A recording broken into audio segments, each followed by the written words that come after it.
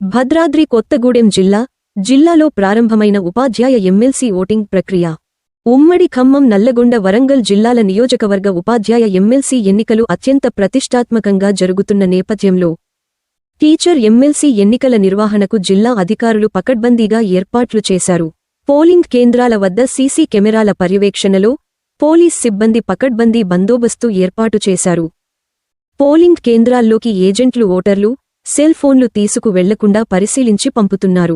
Polling ప్రక్రియ ఉదయం 8 గంటల నుండి సాయంత్రం తెల్లవారుజాము 4 గంటల వరకు పోలింగ్ సమయం. జిల్లా వ్యాప్తంగా 23 పోలింగ్ కేంద్రాల ఏర్పాటు చేశారు. 140 మంది పోలింగ్ సిబ్బంది, 463 మంది పోలీస్ సిబ్బంది ఎన్నికల విధులను నిర్వహించనున్నారు. జిల్లాలో 2022 మంది ఉపాధ్యాయ ఓటర్లు, 1068 మంది పురుషులు, 954 మంది మహిళా ఓటర్లు తమ ఓటు హక్కును వినియోగించుకోనున్నారు.